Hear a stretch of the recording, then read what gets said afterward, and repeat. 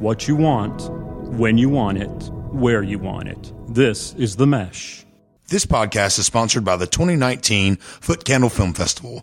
This year's festival will be held September 27th through the 29th in Hickory, North Carolina. Learn more by visiting footcandlefilmfestival.com. Footcandle Films. Film news and reviews from two guys who really like movies. This episode is brought to you by the Footcandle Film Society.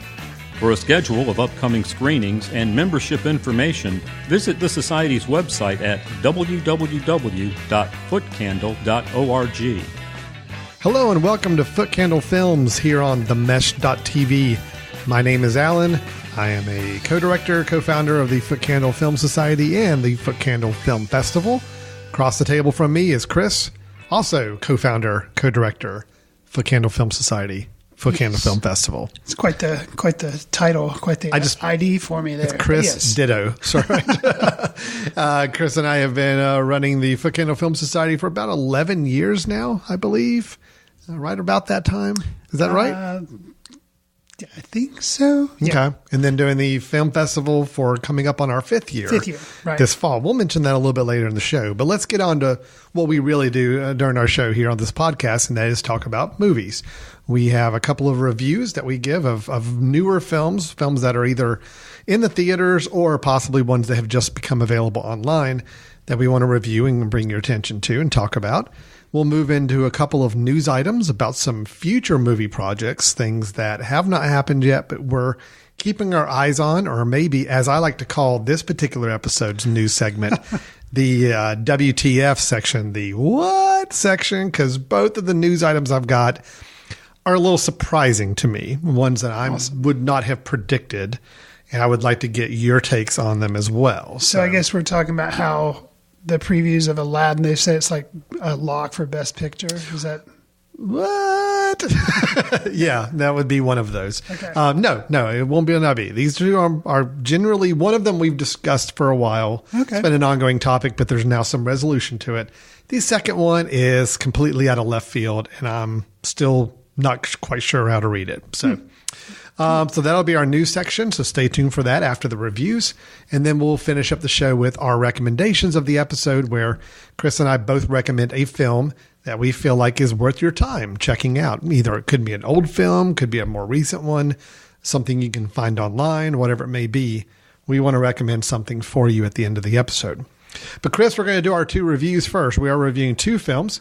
The first one we'll talk about is Gloria Bell, directed by Sebastian Lelio and starring Julianne Moore. And then we're going to discuss a film that is available online. Didn't get a huge theatrical run, and we'll discuss whether that was warranted or not. And the film was Serenity, starring Matthew McConaughey and Anne Hathaway. Anne Hathaway. I just completely drew a blank. I'm not using my notes like I should be in front of me here. Yes, Anne Hathaway. So we'll talk about that film in a little bit after the first review. So Chris, we got a full show. Let's jump right into it. You ready to go? Let's do it. All right. Our first review is the latest film starring Julianne Moore as a free-spirited woman in her 50s as she seeks out love in LA dance clubs. It is Gloria Bell. A little more. If you were water, I'd be a glass. If you were a foot, I'd be a sock. I can't get you out of my head. This woman is awesome. Treat her right. Respect her. He calls me every 5 minutes. Don't pick it up. I won't. Well, when the world blows up, I hope I go down dancing.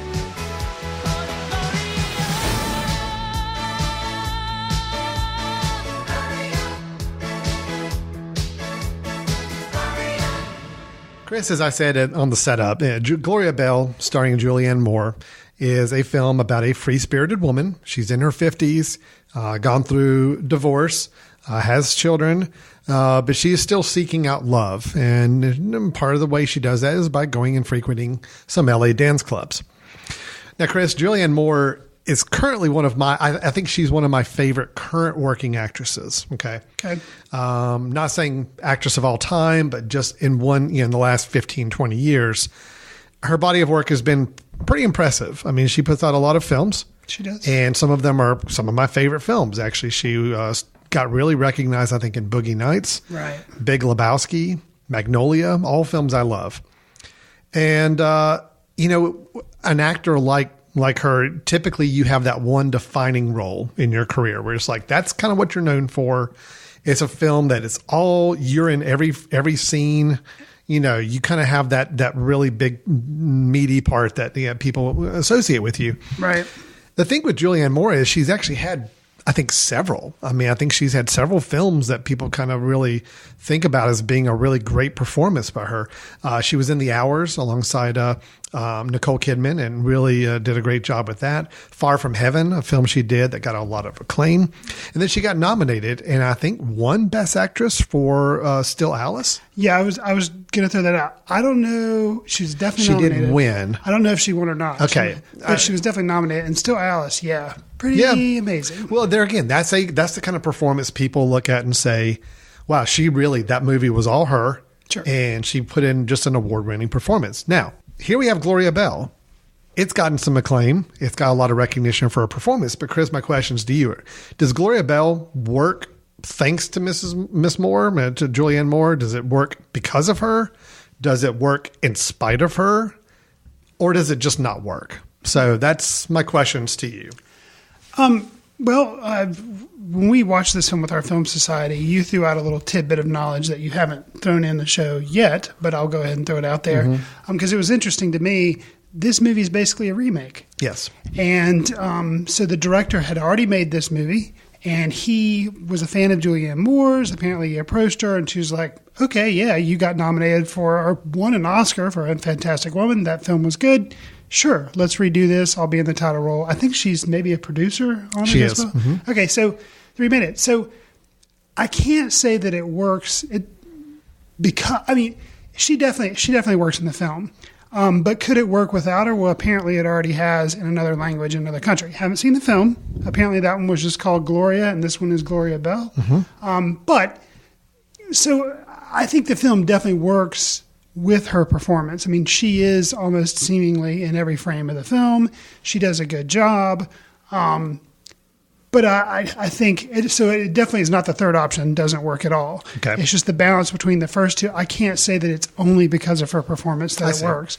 It's a pretty significant portion because she is in every frame that it does work. But and we can talk about her performance. I thought it was good. I think she played. You don't see a lot of. You see a lot of movies that examine divorce when it's happening or finding a new love, but never quite like this. And it seemed to be more realistic in nature and not trying to go for typical Hollywood beats, I guess I would say. It's not a romance movie. It's not following a relationship that you hope is going to survive. It is more of a slice of life, right? Almost to the point where you get the impression from watching her performance and what the stages of relationships she goes through. This is a cycle she's been through before, so she's a little more hardened to it. She knows how to respond in some of these situations a little bit more, and she knows how to pick herself back up when things don't go well. So I think it's an interesting slice of life. I'll get to my concerns in a little bit. And I'll agree with you about Julianne Moore. I think Julianne Moore I actually probably maybe even a little higher on her performance. I think it's an extremely strong performance. I think very, very fascinating to watch. I thought she knew this character. She put it up on the screen. It was really, really strong. Okay. For me, that's the movie. That's the reason you want to watch this film, personally, for me. For her performance. Okay. I can't say there's much else outside of her performance that really worked for me as much, but we'll get to that in a little bit. Wow. But what else about the film? What else worked for you? What else outside of her performance? Well, yeah, her performance is one. There were moments of, let's say, family realism. Okay. Yeah. You mentioned slice of life, but I'm going to call it, specifically with this film, family realism that I appreciated. There's a scene of Michael Cera plays her son, and he, people criticize him all the time that he's playing Michael Cera. Okay, well, he's playing Michael Cera in this movie, but the part that he's supposed to be playing of this angsty, cranky, stay-at-home dad, I thought was really funny, but also kind of, it's sad because he's like venting against his mom. And I really enjoyed the scenes with him and the interaction with her. And it wasn't overdone. I feel like it was just the right amount. So that was something that I really liked. Don't think you're on the same page with that from the facial expressions you're making. Yeah. So that was one. No, let me go ahead and interject because it is related to that. I am on board. I thought those were some of the best moments of the film. I just felt like they were very underused characters. And I felt like the family members and some of the situations surrounding Gloria were really, really interesting. And I felt like I felt like the film didn't know what to do with those and just kind of threw them out there for brief moments. And then everything kind of forgot about the other characters and other storylines that we could be following. Again, I get the slice of life style, but it was disappointing for me because I really did like the scenes with Michael Cera. I liked the scenes with her daughter and the relationship she was exploring. I liked the interesting things going on with her ex-husband in that situation.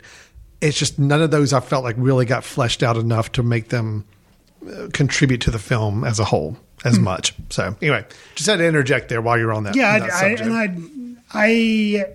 I actually enjoyed the fact that there were all these different pieces that didn't. Some threads are left open, some threads are closed, and I actually really liked that. All right. So going on the whole family thing I was talking about. Sure. So there was the interactions with Michael Cera, like you just mentioned, the daughter. And the daughter has like a party and people are all there. The ex-husband's there. Her new boyfriend that Julianne Moore has is there. And she mentions that her daughter's pregnant and the kind of the fallout from that, because apparently nobody else knew. And the way that's handled, just so like, and the character of Gloria Bell in that moment, she's just kind of says it, and then her reaction and how she handles kind of like the oops, like, kind of that whole social awkwardness. Man, just so well done. And not played for laughs is kind of funny, but then it's also really kind of sad. It's also a little sad. And just so the balance there, I really liked. And you're talking about also, which plays a bigger part into the relationship that she is building with John Turturro. What happens at that dinner party with him? I thought the way that was played was also well done. I think the thing is, for me, there were a lot of themes going on and it didn't really resolve any. It was very slice of life. And I guess because you had actually seen the movie prior to me watching it and you were kind of like, oh, it was okay. And so I went in with low expectations, which is always amazing to go into a movie. It's what I'm going to do every month for you now. I'm just going to like downplay the film before you see it. So you have the lowest expectations going. So you'll have a really enjoyable experience with every film going forward. Well, now. and I did. I really liked it. And I guess, for many too, I think, this movie just happened to hit me when it was going to work for me, because it is an hour and 42 minutes. It doesn't really have, it does have a plot in that, she's single, she meets this guy, relationship starts, and then you follow that. That is kind of the one through line, is this relationship with John Turturro. But there's a lot of other stuff going on.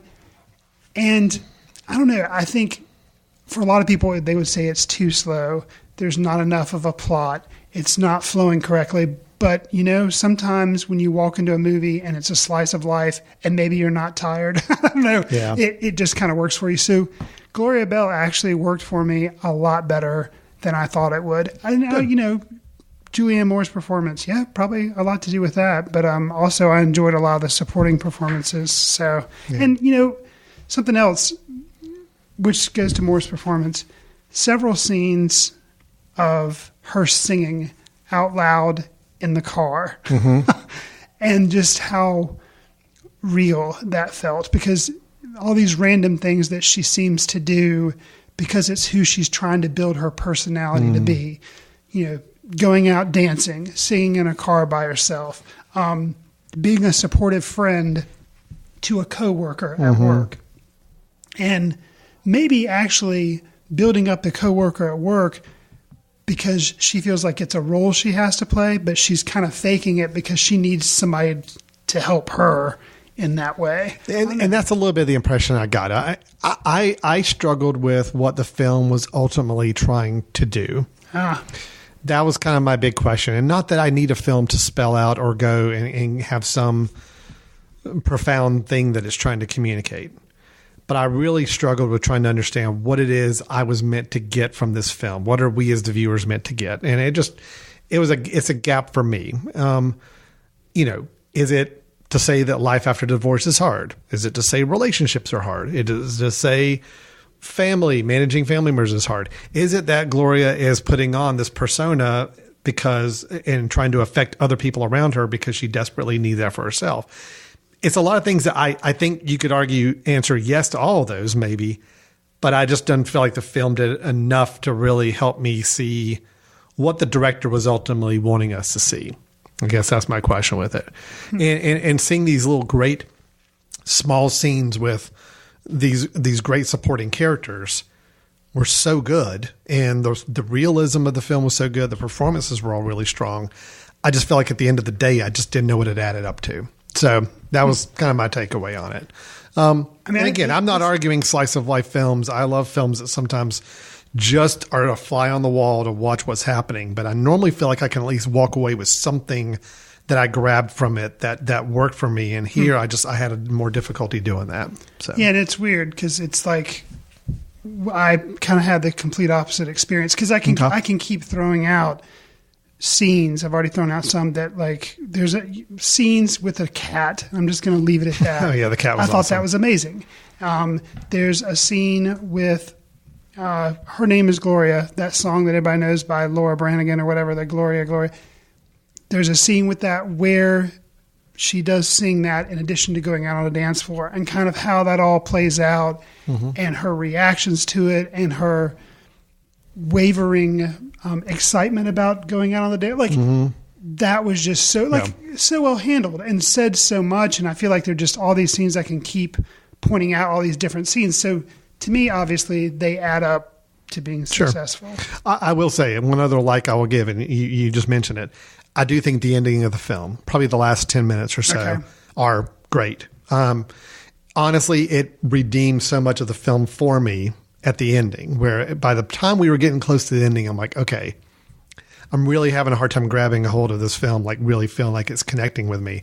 The last 10 minutes definitely redeemed a good bit of it for me because I love the way it ended. It's at a wedding reception and there's some interactions, a quick interaction that I thought was very telling about where the character is now at the end of the film and where it could have been so cliche to have this person hearing the song Gloria play overhead and you kind of get the feeling that maybe there's going to be dancing going.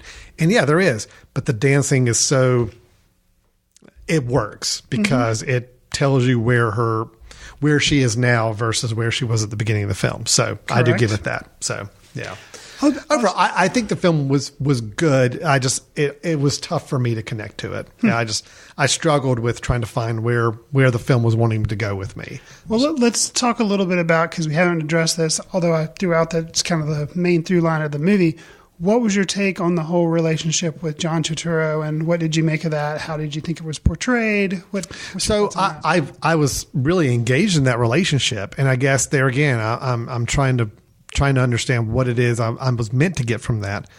I thought it was really interesting. I thought it did play against expectations the whole way through, And there's a question mark as opposed to John Turturro, what's actually going on in some aspects of his life.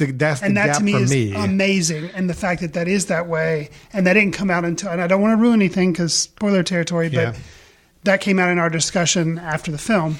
And I'm actually heavily on board. You're okay not knowing any more about it, so.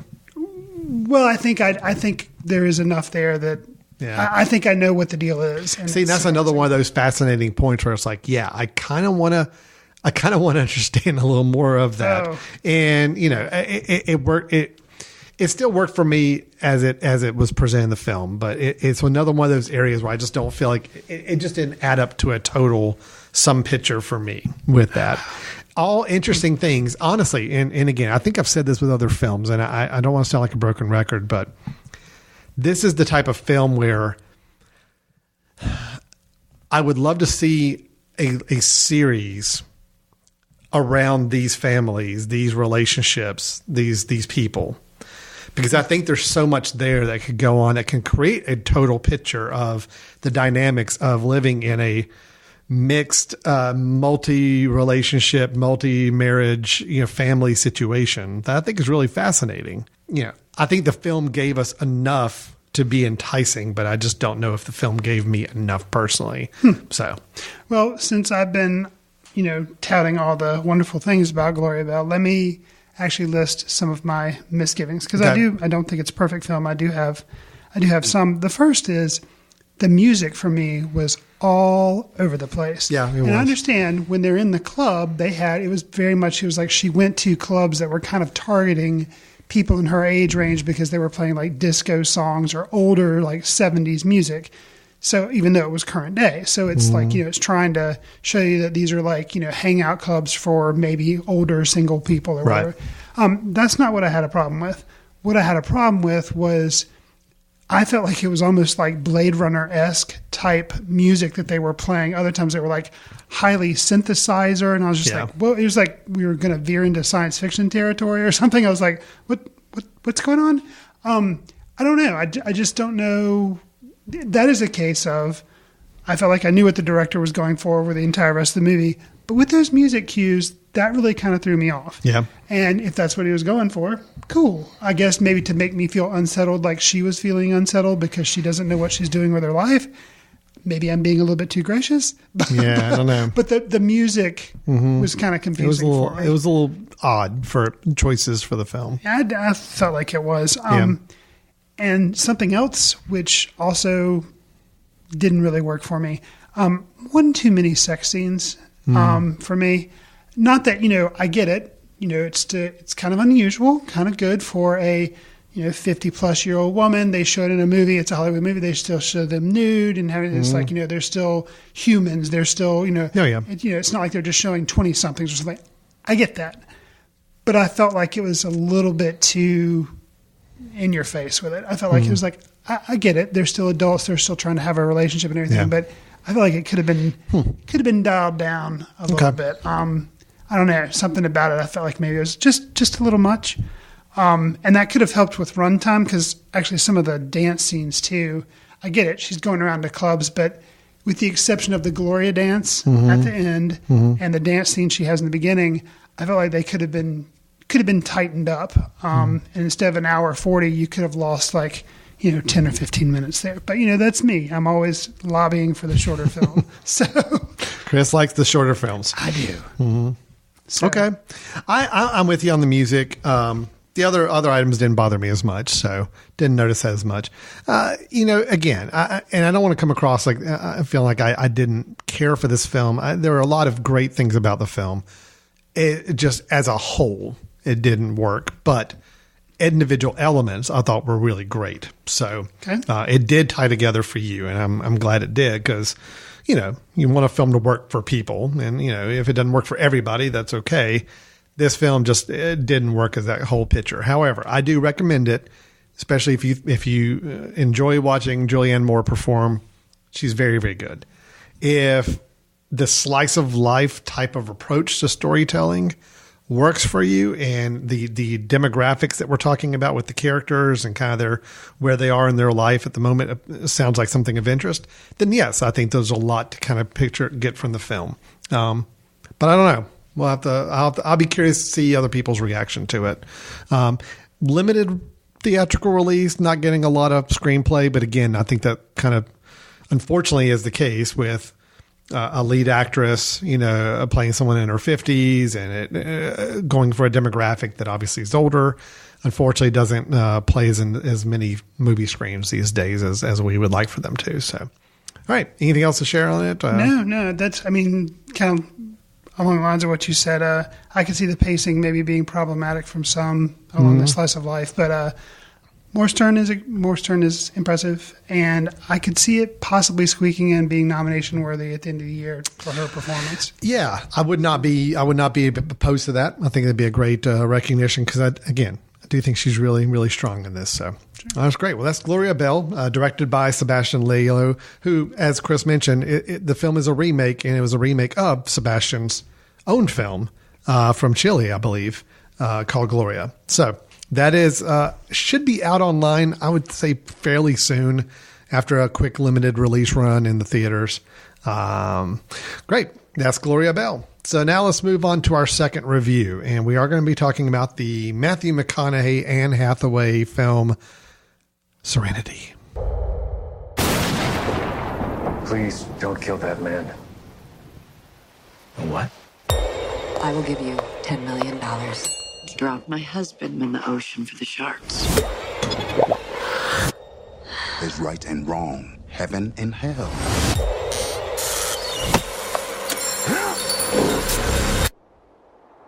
Some weird stuff going on right now. This whole island's a part of it, but nobody knows it. Okay, John, you want the truth? You don't. From director Stephen Knight, who gave us Locke, starring Tom Hardy driving a car for 90 minutes, comes Serenity. This noirish thriller stars Matthew McConaughey playing fishing boat captain Baker Dill. Whose quiet existence is threatened when his ex-wife Karen, played by Anne Hathaway, tracks him down with a desperate plea for help. Now, to continue my introduction, I'm going to go to a guy on Letterboxd, Josh Lewis. He had described the film this way. I've tweaked it a little bit to avoid spoilers, but it'll help round out my setup nicely. At least I think so. Josh writes, "This is exclusively for people that watch movies and are like, man, I wish there was more Matthew McConaughey drunkenly yelling about tuna, a rock, and sucking on Anne Hathaway's chin. There are quite a few screams and line deliveries that would make Nick Cage proud, scattered throughout this very pro-rum, pro-butt, pro-murder, hoot and holler cinema gem. This is as pure a piece of nonsense screenwriting as one could hope for in their life." Alan, would you agree with Josh that this is a hoot and holler cinema gem? Okay. It's a lot to unpack there. No, I'm not going to argue that. I do think it's a bad film for reasons I will discuss in a little bit. And the thing that probably keeps it, the thing that really I think damages it even more is that it's not bad enough for it to be a let's get a bunch of people together and watch a bad movie together and just have so much fun with it. No, I don't think you and I are not on the same page with this. I don't think, no, I think it's that bad. I just don't think, unfortunately, it tries too hard to take itself so seriously when it could have really gone full tilt with its premise, which we got to decide how spoilerly we're going to get with this. Okay. I feel like we should just spoil it. Personally. Well, let's see how much we can say about it without. Right. And then sure, I think we're going to have to. I mean, my whole argument has to do with logic, and I can't talk about the logic of this film without Well, here's the thing. Let's talk a little bit, and we'll go ahead and say that we will go into spoiler territory, because here's the thing we can just openly agree on, I think. Because this is Alan actually brought this film to me and said, "Hey, let's watch this and review." Because we were looking for a movie to pair with Gloria Bell. He's like, "Hey, I want to watch Serenity." I'm like, "Okay." I remember that being at the big theater for like a week. People were ragging on how bad it was. It has like 29% Rotten Tomatoes or something, but it's got Matthew McConaughey, Anne Hathaway. Sure, okay. There is, let's call it a twist. And it is bonkers, which is what you had heard of, and you went ahead and went online and spoiled the twist for yourself. So I didn't think I would watch this. You knew going in what everything was going to be. I did not. Yes. And I think right there, that's actually the enjoyment of this film. I agree. If you want to watch a bonkers like film that in my opinion is so bad it's good, then do not listen to the rest of our review and skip forward to where we're going to talk about the news. I love that we're going to argue about who thinks this film is worse. But I think is it bad or so bad it's good? But if somebody is wanting to see something, it's just kind of because. Yeah, I'll skip ahead to my summary of the entire film. This is the perfect film to pick up at Redbox, have a couple of friends over, have pizza, have beer, and watch it. And actually, you watch it first, and then have them over and watch it again, and just watch them be like, "What? Wait, what? No, that doesn't make any sense. What is going on?" Like, doesn't make any sense. That's the phrase I expect to hear over and over and over. Perfect. Again, Like I said, I would enjoy doing that so maybe it would work if I brought in a group of people who had not seen the film. Right. For me, by halfway through and knowing what the premise was and what the big twist was, I wanted it to go full tilt. I wanted it to be bonkers. Okay. And unfortunately, I think they honestly thought they were onto something profound and something and it's definitely not profound. And it's not. No. But I think they honestly thought it would be. Okay. And I wanted them to embrace the campiness of it that it could have gone to in the second half of the film. And I think McConaughey tries to bring the camp to it at times later in the film. I think he's maybe a little into it. I just don't think any of the other characters are. Okay, so let's go ahead and say, because it is hard to talk about. All right, we are going to spoil it right now. We're going to. So if you want to go into this like I did, which means you may actually enjoy it. Even though it is a bad film. Listen, can we just skip to we just real quick before we spoil it, before everybody skips ahead? Can we just say, okay, the film is on the surface when you start watching it. You have these two characters. They're on an island. Yes. Living in an island. Plymouth Island. Plymouth Island. And, there's Matthew McConaughey's Baker Dill, which love the name. Yep. And there's something to that, by the way, we'll get to. Right. And Anne Hathaway plays Karen, like you already mentioned. Yeah. Well, it's the dynamics there. Matthew McConaughey is kind of this and if you watch the trailer, Islander guy, all that's set up. Well, the trailer really plays it up as a thriller. There's going to be a planned murder. There's going to be some romantic involvement. And and that's really about all you can really get into at that point. So and I think you can say Anne Hathaway it's his ex-wife. She comes to the island. Say that. She comes to the island and says, "Hey, I want you to kill my husband for me, my current husband." They have a child together. We can say that as well. That's revealed pretty early on. Yeah. So they have a child together, and that drives a lot of the drama between them. Yes, and they have a lot of that drives a lot of the drama later in the film or the twist itself too. So leaving it at that. So now we can spoil it. So now skip ahead if you don't want this spoiled for you. Oh boy. Yeah, this is awesome. 2 movies in a row you and I have disagreed on. First Gloria Bell, now Serenity. Well, I don't think we disagree. It's the level of disagreement we have on this. It's the level is how close or far apart are we with the same basic opinion that this is not a good film. Okay, do you want to describe the twist? Or let me do this. Okay. I can sum it up here. So what we learn about a little more than halfway through the film. Oh, yeah. Definitely. Is that 2/3 probably. Matthew McConaughey starts to find out from some of the other characters informing him that he is actually in a video game. He is a character in a world that has been built by his son on the computer. Correct. Where he is a character whose whole purpose in life is to try to catch this really big fish. And we see him trying to catch this big fish early in the film. He's on a couple fishing expeditions and, he's like, he's supposed to be the one like taking people out that they can fish. But then, I see the big fish. I got to try to catch the big fish. And we don't really know what's going on. It seems a little obsessive, but now we find out he's a character that's kind of been programmed to do that. So now this world has been set up. this world that's been created on the computer supposedly has a no killing rule. Can we mention how disturbing it is that his son set it up and he's in nude a lot in it? That his son is set up so that he has sex with the ex-wife? I'm getting there, Chris. Okay, good. That is going to... I'm getting into that in a minute. This is a world that supposedly has a rule of no killing, which is something we are told by some of the other characters. In kind of an odd way. Yeah. And honestly, if you've ever played video games, especially these ones where it's kind of world building, where you're going out, exploring lands and interacting with other characters, this world is filled with NPCs, non-player characters. Gotcha. So like created on the computer to interact with our main character and to give them information and to help steer them on their quest.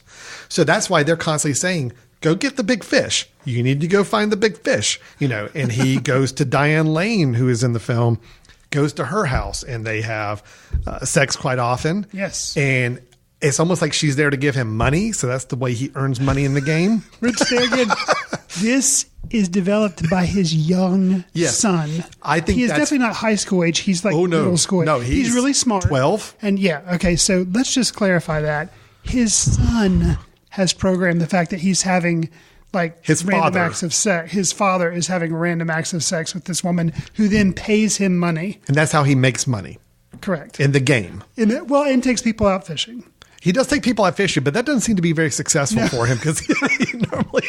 No, it does. This movie is so much fun. So, all right. And so that's what we find out. And so everybody else in the game seems to know this and slowly kind of clues Baker Dill into this. Right. Baker himself doesn't understand it and has to kind of come to this realization, but he also occasionally hears voices, which we find out is the kid talking to him through the game. Oh, the first time that's done. Yeah. That was my first time. I was like, okay. Yeah. Something's up. Something is up and not being handled well screenwriting. So the son, Anne Hathaway, the mother, as Karen, in real life, Karen is married to a guy, a man who is pretty bad. He's abusive. And he's also really bad to the kid too. Jason Clarke is the actor. Jason Clarke plays Frank. So now the kid in the computer game wants his father, who, by the way, his father is dead in real life. He was we're spoiling that, right? Yeah, Iraqi war, died in the war, I believe. Yes. Okay. Yes. So his father's passed away, but he's recreated his father in the game. So important point there. They were divorced in real life, or they were not divorced and he died and then she got remarried? I don't know. Because that's something I don't think the film really gives us that information. We just know that Karen is now married to this Frank guy. Frank's a jerk. Right. Bad to both of them. I think he died and then she remarried. Okay, but that would make sense. Because they set it up so that Baker Dill ends up being like the perfect human being and glorifying him too much. So I think he had to have died and then she remarried. So the kid, the son, basically starts putting thoughts into Baker's head. Or no. Karen in the game, the Karen character approaches Baker and asks him to kill her husband, who Frank is in the game too. Correct. But see, that doesn't work Baker, because the son would have to be programming the wife to say this. I know. Yes, exactly. Yes. So Baker at first doesn't want to do it, but then then basically he meets Frank. Frank is pretty bad. Yep. And then he starts to get the idea that maybe Frank has been bad to his son. Correct. So he's like, okay, fine, I will kill him. And so they go out on a boat and, hijinks happen there. But, okay. Where do I go? But he doesn't kill him though. No, he doesn't. You're right. Yeah. That's right. So then the fish, Alan. No, but yeah, and then we find out again. We're spoiling everything, and that's fine. Right. We find out at the end of the film that the son in real life has killed Frank. Yes. Stabs him. Mm-hmm. But then there's an odd sequence where somehow the son is now in the game visiting his father. Because he's in prison and apparently they don't take the computer away from him, which you would think they would because this is what led him to then kill the guy. But they let him continue working on the computer program. So he programmed himself into the game. He programs himself into the game so that he can meet his father. And that's the end of the movie. And that's it. So we've really spoiled it. But it's all a computer game. It's all a computer. See, the thing is, let's talk about why this doesn't work. Well, let's talk about some of the reasons. Some of the reasons why I like it. Okay, I think we've thrown out a bunch of things that don't work. So, I think you'll agree with a lot of them. It's just I ended up having a better experience. I think because I didn't know the twist. I didn't know what the. I think you're right. I didn't know what the heck was going on. Chris, I'm never going to read a spoiler about a film again. And I never do. I think that's my takeaway from this experience. It's like because you were intrigued, but you're like, oh well, they say it's bad. Like, no, just go ahead and Redbox it. I should have. I should have just watched it. Yeah. I admire the desire, and I know you're nodding your head already. Yep. I haven't even finished. I admire the desire to give viewers something that is unique instead of driving safely and staying in the thriller lane. Absolutely. If it had driven safely in the thriller lane, this would be a 1-star, half-star film for me because it's terrible. But what it tried to do was throw the twist that doesn't work, that's problematic for several reasons. But I admire for them at least trying something different. I wrote right here in my notes, I admire any film that's willing to try to do something different and play against expectations. And actually, I think all the actors, given what they had to work with, I think Matthew McConaughey is pretty good. But I just think they kind of don't know what they're doing. Anne Hathaway, yeah, I thought she was pretty weak.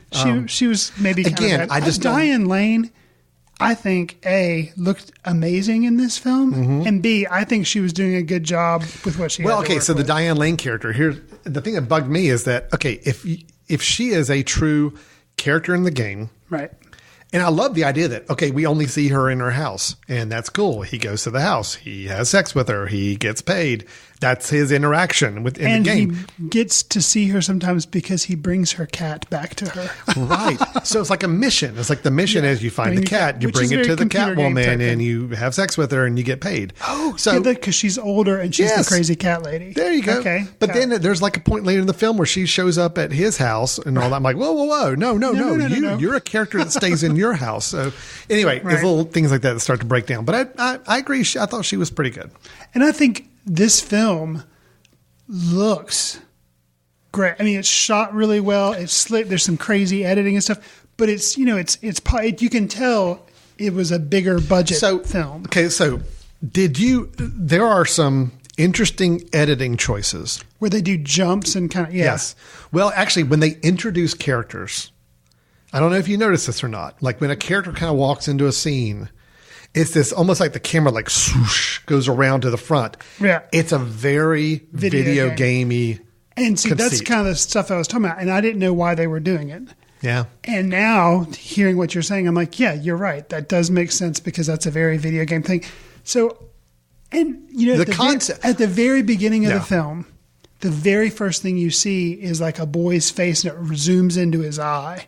And you're like, okay, that. And then the film starts. But then as you play out, it's like, okay, that was his son the whole time. Yeah. So the clues are there. I just think the problem's in the script. The problem's in the logic and behind the script and the logic. Yeah. And that's my whole issue. Because I don't think it's the director. I think he did Locke, which if you can direct a 90-minute movie with one actor talking on a phone in a car, sure. Which, I didn't love that film, but it was okay. He's got the skill to be a director. The actors were good. The cinematography was good. But yes, something about the logic behind the screenplay. Yeah. Well, I think the whole gaps in logic, there's a couple to them. One, this is an incredibly detailed and high degree of difficulty game for a 12-year-old kid to be programming. Oh yeah, he's a genius and spends all of his time in his room. That's fine, but he doesn't go out. Because apparently, still saying to create a character's. It's one thing to create a game where he's giving them AI, but he's giving his father's character self-awareness. He's giving his them AI. That's mind-boggling. Okay. Right. The fact that, if you want to create a game, I love this concept of, I created a game and it's people I know from my life and they interact with each other. I get to kind of work out my own anxieties through these characters. That's cool. Right. But then to make the main character, Baker Dill, be someone who's not aware they're in a game and then come to find out they are, but they're still just a computer character that programmed by a 12-year-old kid, and that whole logic starts to fall apart. Oh. Then, like you mentioned earlier, this is a 12-year-old kid programming his parents to not only have extremely rough sexual relations with one another, but also random sexual relationships with other people. Yeah, it's troubling. So why? And then he gets to visit his dad swimming nude in the water. Like just weird. Very troubling. Yeah. And then, you create a world and supposedly this world has a rule of no killing. That's mentioned by a couple of the characters sometimes. There's no killing here. We don't kill on this island, whatever. And you realize that's a rule that was put in the game. But then the son is basically giving instructions to his father to disregard his quest of trying to go catch the big fish and now go kill this guy. Right. And I don't understand the logic there of like how that reconciles in the film. And I think you keyed into something which if others in this film had, then maybe it would play up the camp factor, which might be kind of troubling because it is R-rated. There is like a lot of sex and that stuff. So, but McConaughey sometimes gives this kind of like laugh, kind of like that. He's kind of like people are trying to tell him to do stuff and he's kind of disregarding what they're telling him. And he seems like he's trying to veer down the crazy, like, I don't know, hint at something. But yeah, nobody else is definitely on the same score sheet as he is. No. And then I guess kind of at the end of the day, trying to think what could have made this film work. And I think I've got it. I think I figured it out. Okay. If you take the son character, make him a lot older. Yeah. I was going to say the same thing. Make him late 20s, 30, and put it in the future. Okay. Well, the whole film we've been watching looks like present day, and it's this island and all that. Right. But then we find out we're actually in the future. Right. The son has gone through a lot of trauma because of stepfather and his father's death and all that. He basically created a VR world to kind of reconcile his own. To give him therapy. Yeah, exactly. Yeah. That works. And that could have been a cool surprise later in the film. Just don't have your parents having sex. No, that's so... And skip that one part and it'd be fine. But at least if he was like, 20, 30 years old, you're like, okay, it's still a little twisted, but at least he's an adult and he knows this is going on. So he's going to let the characters do it. Right. But when you're 12 and you're basically programming your parents to do this stuff, that's disturbing. Troubling. So, yeah. I think the film could have worked because I think the premise is interesting. Just the execution of it was just so poorly done. So. Yeah.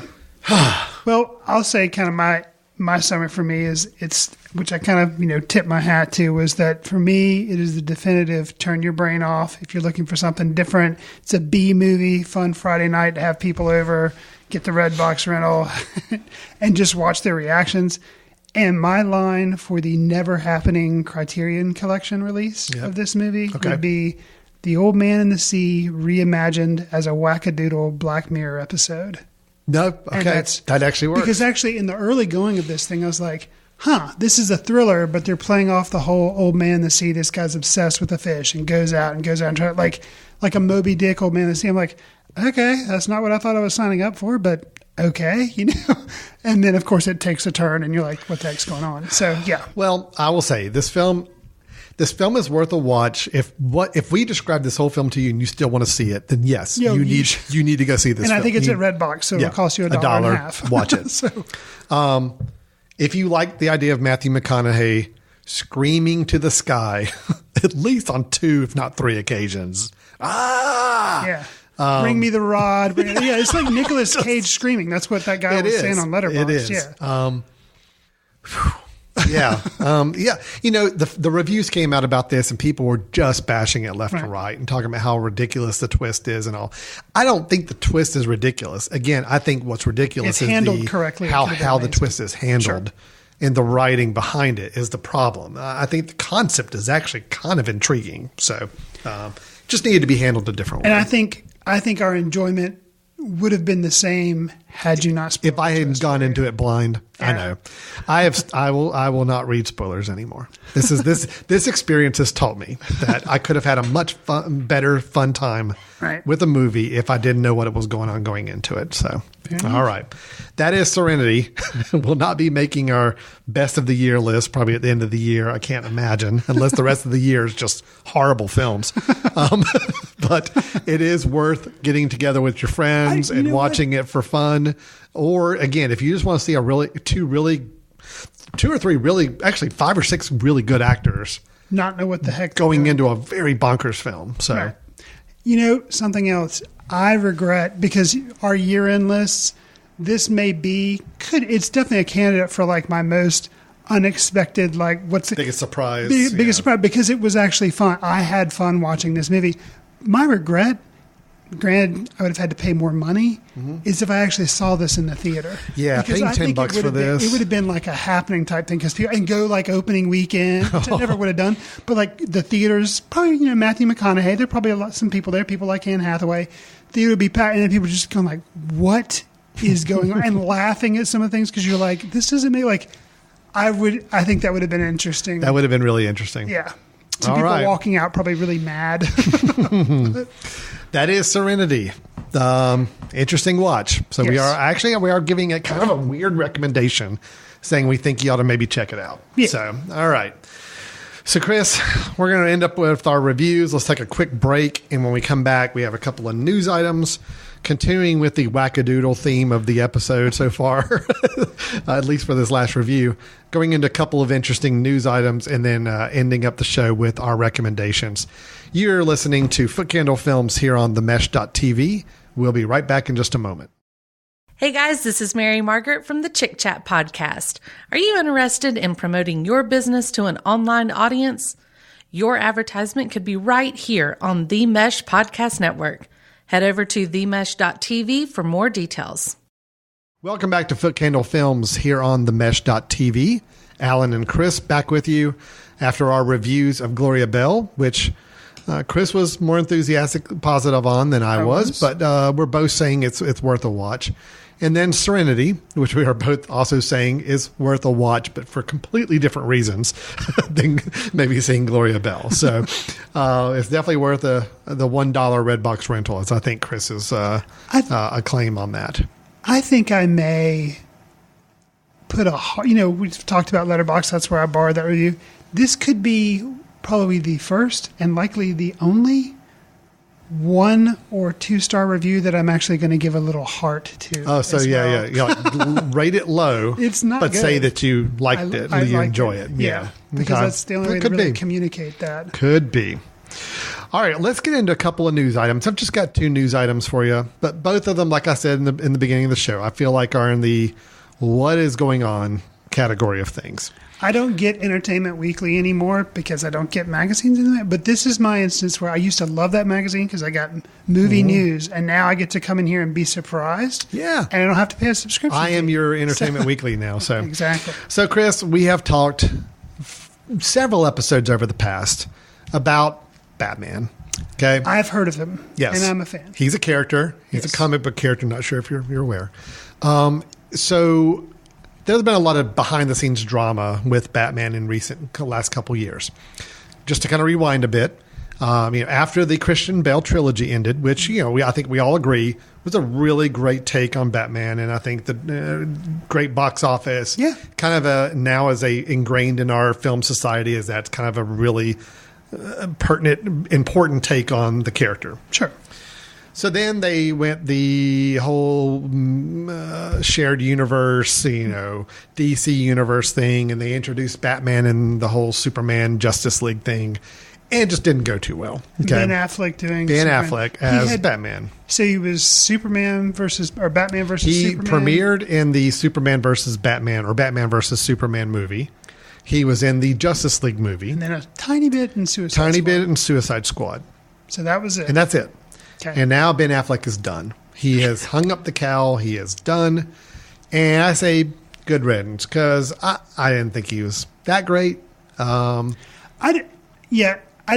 wasn't horrible, but I just didn't think he wasn't horrible, but he wasn't also. It's like not after Michael Keaton, Christian Bale. No. Ben Affleck just does not fit in that lineage. And I don't think he's a bad actor. I just think. I don't. I do. Okay. Sorry, I'm not criticizing your choice. I'm saying I have a different. I think it's fine he left. I just think just the writing wasn't there. It wouldn't work. Wasn't working. Yeah. So, I think last time we talked about this, I had my prediction. I had my hopes on a Mr. John Hamm. Bat-Ham. Yes. I wanted hashtags done. I don't think it caught on online. Come on. I tried checking the other day. I don't think anybody was hashtagging Bat-Ham. Bat-Ham. Maybe people were doing it with 1 M and I was checking it for 2 M's because John Hamm's name is correct spelling. But anyway, this week they have announced, and I'd say we're at 99% certainty on this, although it's not official Warner Brothers release, but every news outlet is saying, yes, this is a done deal, that the next Batman has been cast. It is Robert Pattinson. If you recall, that got to start more as the Twilight saga. Oh, he was the Twilight dude. He's the Twilight guy. However, since then, he has done some really interesting film choices. He's just recently, High Life. High Life. I'm drawing a blank on some of the other films he's been in, but he's been in a good half dozen. Cosmopolis. So he's done some really interesting. He has not gone with a mainstream film. Oh no, at all. No, since the Twilight saga. Right. So I think this is a very interesting choice, very surprising choice for me. It's not someone at all I would have envisioned for this role. And I know there's been some jokes online, even just in the last 24 hours about, here he's from Twilight Saga, the whole vampire thing and all that. But you know what? He's a good actor. Oh, I think he is. And I kind of am now curious to see his take on the character. But they're obviously going younger. Batman, They've got to be going younger. I mean, Robert Pattinson is not very old. Sure. Now, from what I read, is that he is a year or two older than Christian Bale was when Christian Bale started the Batman trilogy and Batman Begins. I think Christian Bale was 31 or so when he started Batman Begins. I think Robert Pattinson will be 33 when it comes around for him to be in the film. Okay. So he'll be about the same age that we saw Christian Bale. Christian Bale did play a younger Batman in that first Batman Begins movie. So, right. I'm very curious. I think it's a very interesting choice. The film is slated to be released in 2021. So we're still 2 years off. And it is directed by Matt Reeves. And Matt Reeves, you may know, I think he got to start with Cloverfield. Oh. But then he did the two most recent Planet of the Apes films. Oh, yeah. okay. So okay.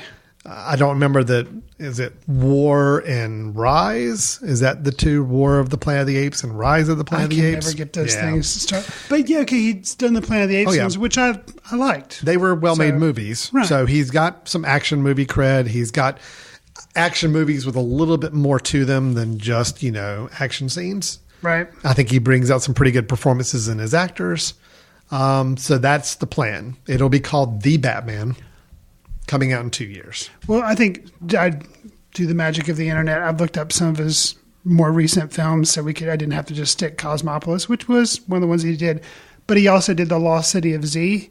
All right. And A Good Time. That was one of the more Good Time is the one I was trying to think of. One of the really recent ones that was just 2017 that got him a lot of acclaim. Wasn't there like a Western he was in recently too?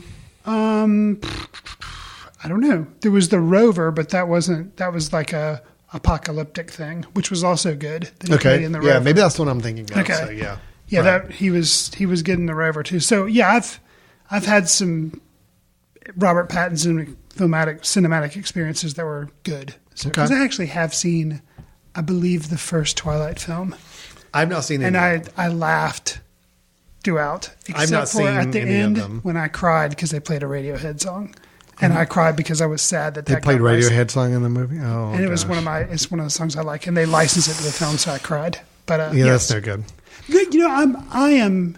I like Matt Reeves as a director. Robert Pattinson, because he makes interesting choices. I believe he is capable of giving us an interesting Batman.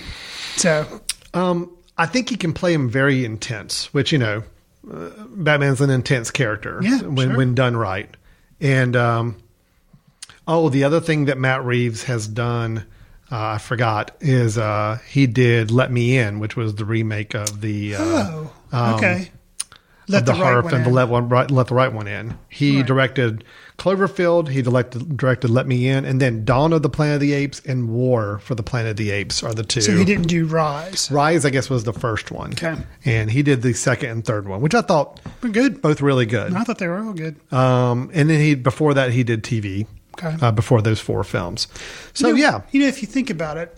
To go down the nerd rabbit. He's friends with J.J. Abrams. They were childhood friends, grew up together. That's how he got involved in Cloverfield, because J.J. Abrams was producer on it. So, okay. Yeah. To go down the nerd rabbit hole briefly, if you think about Batman, the character being in movies, you have the Tim Burton, which, I generally liked, people regarded them. Then after he did his two movies, then Batman went down. Yeah. And, you had Val Kilmer, you had George Clooney, and it was like, okay, it was not good. And then you had Christopher Nolan rise back up, and you had his three movies. Then you've had the three movies fall back again. So I think it is time again it's like we're on a Batman does a roller coaster. And I think it's going to go back up with Robert Pattinson. I would be happy, just because as much as I like the Dark Knight trilogy, the Christopher Nolan trilogy, I like it for what it is. It is definitely a much more realistic take on Batman. Right. It puts a Batman in a more modern day, real city environment, a real, and dealing with a lot more around him than just costume super bad guys.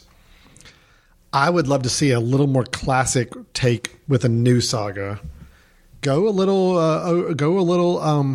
not go Tim Burton style. Don't have to go that well, but can be a little more adventurous with the villains and a little more play up the comic book cliches a little bit more. Not to go Adam West style, but we already had the realism of the Dark Knight. I don't think we need to try to recreate that. I would love to see something a little bit more stylish, stylized version of the character somewhere in between the Christian Bale version and the Tim Burton version is what I would love to see.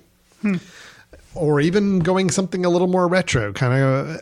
I guess what I'm picturing is, the animated series, the Batman the Animated Series. Yeah. That to me is a great style of Batman storytelling that we haven't really seen done really exactly right on the film. I haven't felt like yet. Tim Burton was very much a Tim Burton style Batman. Sure. Then we got the really over campy done versions. Joel Schumacher. Yeah. Then we got the ultra serious, very realistic version. So I want something kind of, give me some style, but yet don't go camp with it. I want something a little more interesting to watch. It'll be interesting too to see how this ends up. I mean, I know it's supposed to be a standalone picture, but it looks very dark. How this ends up pairing with the Joker that's coming out. Because isn't this film called The Batman? That's my understanding, yeah. The Batman. Okay. Yep. Interesting. So, yeah, very curious to see how this all plays out. But Robert Pattinson, I was shocked, surprised, but yet I'm warming up to the idea, and I think he could actually be a really interesting choice for this. Now for the other story. Okay. Chris, have you ever seen any of the Saw films? I have not. And there's been like 6, 7. Yeah. And I feel like, every Halloween here on the show, I usually recommend a horror film that I've caught up with, or I try to do that. I'm trying to make myself remember, maybe I will now, that I want to watch the original Saw, because I'm thinking there's got to be something there, because there have been like 100, sequels and stuff. And the premise of it has always intrigued me, because I know the premise, and I like escape rooms. So okay. I'm kind of, so I have never seen any of the Saw movies, but I do want to actually go back and see. I want to see the first one. So are they going to remake them? Let me just read. I'm going to read from the press release. Okay. Global content leader Lionsgate and Twisted Pictures will bring fans worldwide a new level of deviously treacherous traps, clever clues, and suspense as they partner with award-winning actor, director, and stand-up comedian Chris Rock to spin off and expand the world surrounding the hit billion-dollar Saw franchise. Oh. The first new film will be released. First new film will be released October 2020. When Chris Rock came to us and described in chilling detail his fantastic vision that reimagines and spins off the world of the notorious Jigsaw Killer, we were all in. Saw is one of the highest grossing horror franchises of all time, and it's one of Lionsgate's most successful film series. This upcoming film will still be as mind-bending and as intense as all the previous Saw films. Chris conceived this idea, and it will be completely reverential to the legacy of the material while reinvigorating the brand with his wit, creative vision, and passion for this classic horror franchise. Chris Rock. So he's taking on the Saw franchise. He's directing it and writing it? Yes. But is he starring in it? I don't know. Didn't say about acting. Just writing and directing. Yeah, that is definitely from out of nowhere. Yep. I don't know how I feel about them throwing around the term classic too, but because how old is it? When did it come out? 90s? Yeah, I think so. Yeah. So he wrote the story.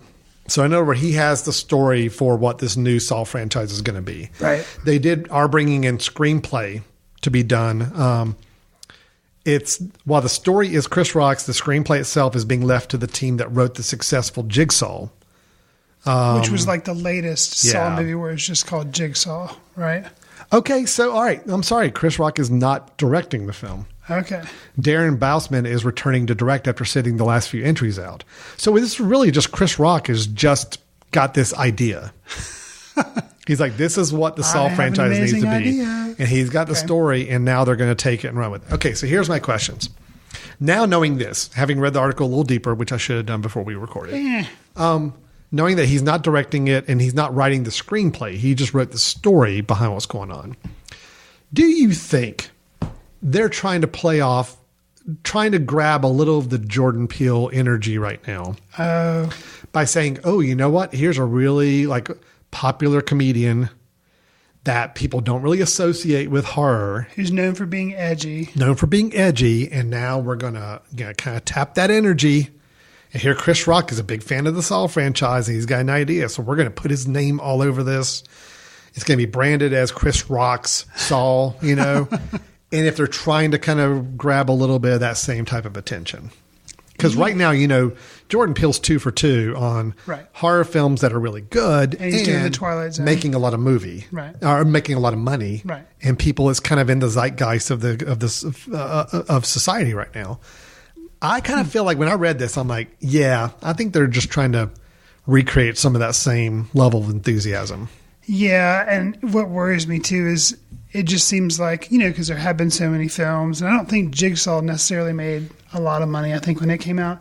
And there was a film that came out, I think, this year that I actually was kind of interested in, because as I mentioned, I like escape rooms, and it was called Escape Room, and I heard it was terrible. I still may watch it whenever it's on like Netflix or something like that, but yeah. So that's what worries me. It just seems like, you know, maybe he can provide a new premise or an interesting premise, but I don't know. So I have to give it up to birthmoviesdeath.com where I read this at first. I love their idea is they say, okay, so what if Chris Rock's Saul is bringing in all of the Adam Sandler grown-ups cast to be the victims? And I'm like, you know what? I actually think that's kind of funny.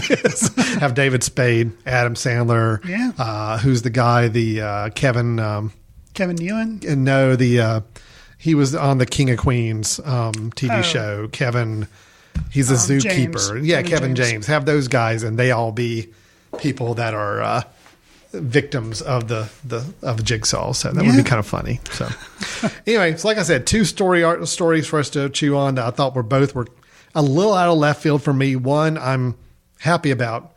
One I really don't know what to make of it. Yeah, that's bizarre. Yeah, it is.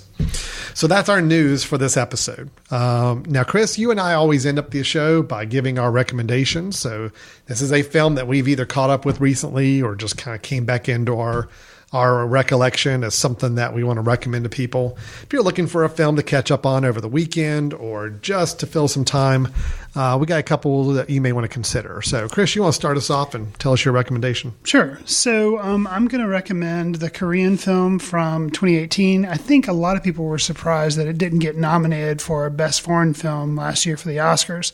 I'd heard a lot of people talking about it, but then didn't catch up with it.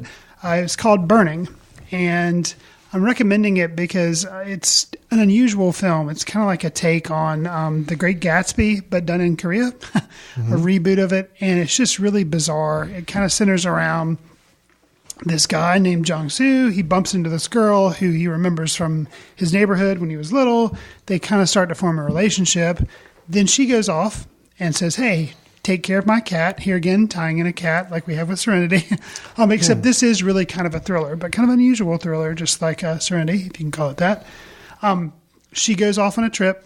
She comes back from this trip, and she is dating this dude. It's kind of a Great Gatsby character. He's kind of, has a lot of money. You're really kind of unsure if he really loves her. You're kind of unsure what's going on. And it's just kind of a bizarre relationship, but then he likes hanging out with the guy character that was her kind of childhood friend. It's just really, it's a weird relationship triangle thing going on.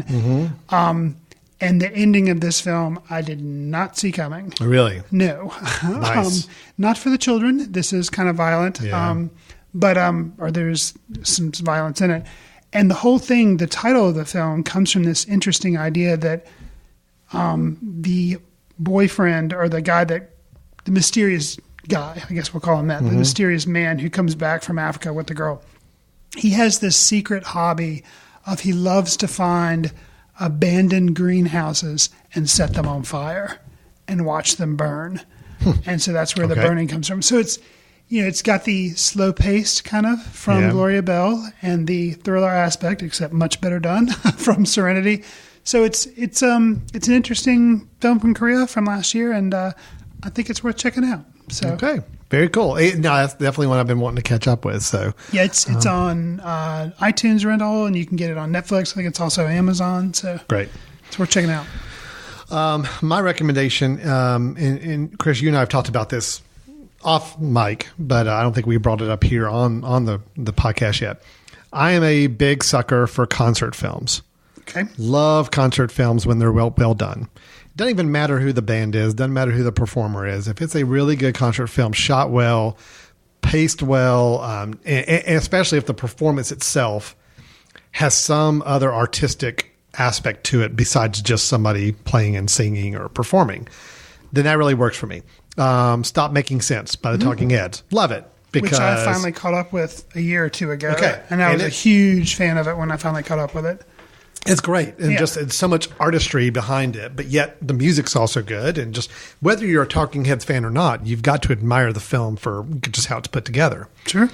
I think we even both kind of gave a good passing review to the Justin Timberlake concert film about a year or two ago that he did that was released online or HBO or online or somewhere. It was a Netflix thing. It was one of Jonathan Demme's thingies. Yeah. And it was good. Again, I'm not a huge fan of the music, but I thought the performance and the way it was put together was really great. Sure. So it was with a lot of interest that I heard that Beyonce had come out with a concert film, Homecoming. It was basically her Coachella performance from last year over 2 nights put together into a almost 2 hour and 20-minute film where you have the entire concert, but then you also have some interesting cutaway sequences in between, black and white film footage of, them preparing for the performance or going through some efforts with her latest album and how that's coming together. I thought from a art standpoint, this is a fascinating performance to watch. A couple of things that are really interesting is it's shot over 2 nights. Mm-hmm. So she put on the same performance 2 nights in a row. But they wore different costumes both nights. So one night they're wearing yellow. All the band and the performers behind her are wearing yellow. The next night it's pink. In the film, they cut them together. So you're in the middle of a song and all of a sudden everybody's clothes change. You're like, what? And you don't really know what's going on. But the fact is they edited it and put it together so seamless that, it looks like a special effect. But of course it's not. It's just that's the way they made the film with 2 nights of filming. 2, you have a performance where it's an interesting stage where it's a giant wall behind her of bleachers almost like stadium bleachers. Absolutely bleachers. And it's rows and rows of college marching band performers and dancers. And the whole thing is geared towards this kind of more historically black college and universities, really playing up the energy of those marching bands and those performers. So you've got this whole wall of people behind her that are just as engaging and entertaining to watch as Beyonce herself. And how choreographed, of course, is amazing as you would expect with any of these concerts. Right. So you've got, to me, a perfect combination of the music is being performed by the marching band. So everything has that marching band sound with the horns and the drums all throughout the music. And just, again, I'm always fascinated when I see people performing for 2+ hours, heavily choreographed, and everything just looks flawless and so well shot and so well directed. So I think it's a really interesting concert film to watch. Again, I'm not a Beyonce fan as much, Sure. I think she's very talented. I think the music's really good. I just, it's not my music that I enjoy and will listen to in my car, but it says something for you when the concert film starts and you find yourself wrapped in to the music, even if you've never heard some of the songs before. And it's just a great performance to watch. So I do recommend Homecoming. I think it's a really interesting film to watch if you're into concert films at all. And it's very, very well done. And just even like the opening sequence leading up to the first song, Crazy in Love, just great. The whole way they build that up. And when it kicks into that song that everybody knows, just the energy behind it is so wonderful. So anyway, that's my recommendation. I know you caught up with it. I saw your Letterboxd rating. You liked it. I did. Curiously, some of the stuff that I felt like some of the stuff didn't work for me because I felt it was being too going to be artsy. Yeah. I liked all the concert stuff. That was all good. The behind the scenes stuff worked for me. They went black and white. That's fine. Something about the narration seemed a little stilted because it sounded like Beyonce had smoked 8 packs of cigarettes and was calling in on a conference call. Mm-hmm. And like there's something about the way the audio was like distorted or whatever. It was like they were trying to give you this feel of it was 100 years ago or something like that. And she's recalling all this. Something about that didn't work for me. Okay. And then another thing that didn't work for me, although I think it did for you, was for some reason they have all this beautiful HD widescreen footage that they're all shooting at this concert. They're cutting back and forth between two nights. The only thing I can think they did it to cover when they didn't have something else. They cut to some like high 8 or super 8 footage of like, and I'm like, why are you shooting that? Yeah. Because this isn't a 1970s. This isn't The Last Waltz. There's nothing. It doesn't look great. It looks to me, it looks dumb. You're losing the you're losing the screen image because it's getting cropped down. I was like, I don't get it unless there. I mean, yeah, I don't get it. It was distracting for me. I'm like, no, I want to see the full image. Go back to the HD stuff. Yeah, so I found that frustrating. But I not to take away from it, I did like the film. I think it is worth a watch. But there were a couple of things that kept me from just being over the moon about it. So I'll say, and not to contradict you, I think some of the narration you were hearing was actually meant to be other people. Really? Because supposedly Maya Angelou. Oh, no. Not You're the not talking quotes, about those? Not the quotes. No. I'm talking about when it was obviously Beyonce. Oh, really? Oh, okay. I'm sorry. No. Okay, gotcha. I'm not talking about the quotes. No. Okay, I see. No, that's fine. Just want to make sure. That plays into the whole HBCU thing, and like they put quotes up on screen as well. No.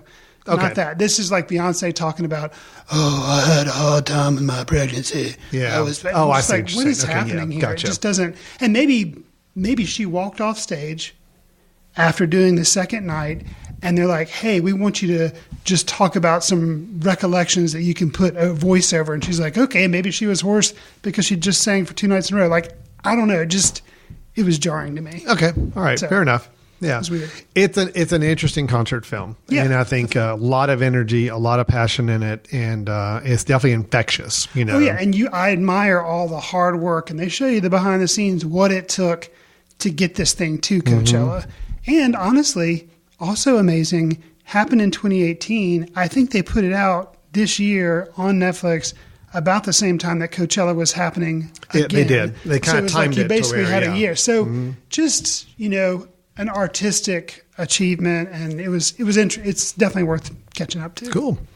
So that's our recommendations. You've got Burning available online and Homecoming on Netflix specifically that we do recommend checking out when you're looking for something to fill your movie going time. And that wraps up our show for today. So we had our reviews of Gloria Bell. We had our review of Serenity. We talked about the new Batman casting, and we talked about the new Saw franchise rebooted with Chris Rock. I just wanted to say, Saw, a Chris Rock joint. That's what. Yeah, well, kind of playing that angle a little bit. And then our recommendations here at the end. So, Chris, anybody who wants to correspond with us, have some feedback to anything that we said during the show, wants to give any of their own opinions, how do we recommend they do so? So you can send us an email to info@themesh.tv with Footcandle in the subject line. You can also follow us on letterboxd.com, and that's without it's just letterboxd.com. We both write reviews and stuff on there from time to time. Well, I log the films I see. I don't always necessarily review them. I will give them a star rating. I'm a bit more active, I guess, on Letterboxd. You normally have some nice things to say. We're also, we are on Twitter at Chris Fry, at Alan Jackson, and there's also at Footcandle Film, where you can follow us on there as well, and tell us, message us on there and tell us what you like. We were obviously so far ahead of the Twitter game when it got started that we have our actual names. That's right, true. Which is pretty amazing. People are still amazed when I tell them that. Yes, I am at Alan Jackson. You are at Chris Fry. Perfect. And one day the country music star may decide to buy it from me. I'm open to discussions. He's waiting. I'm my cell phone's sitting by my side waiting, so call me anytime. You can also subscribe to us on iTunes. Leave a star rating or a review to help us reach new listeners. I would like to say that if you happen to be following us or you are subscribed in iTunes and you only have the recent shows, I think they only go back a certain number. I'm not sure how many, but they only go back. They only archive so many shows through iTunes.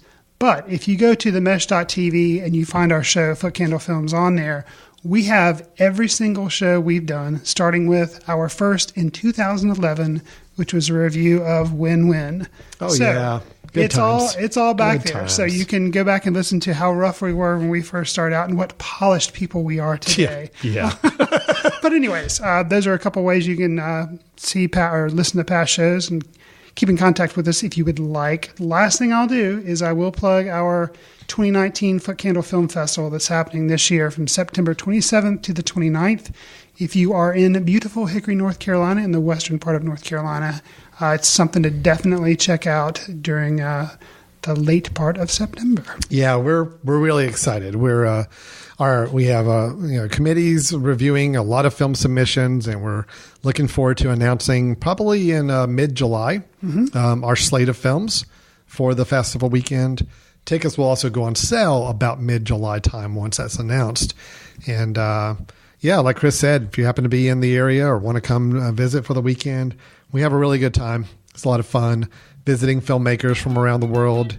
A nice variety of films, a great community here of people that are really passionate about enjoying interesting films and discussing them afterwards. So we are looking forward to it. Should be a great weekend. All right, Chris.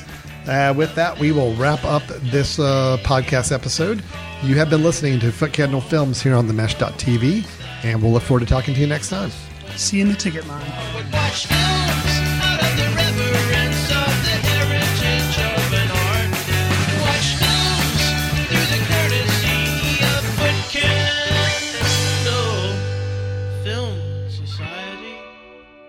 Special thanks to Carpal Tuller for the show theme music. For more about Carpal Tuller, visit www.carpaltuller.com. You've been listening to The Mesh, an online media network of shows and programs ranging from business to arts, sports to entertainment, music to community. All programs are available on the website as well as through iTunes and YouTube. Check us out online at themesh.tv. Discover other network shows and give us feedback on what you just heard.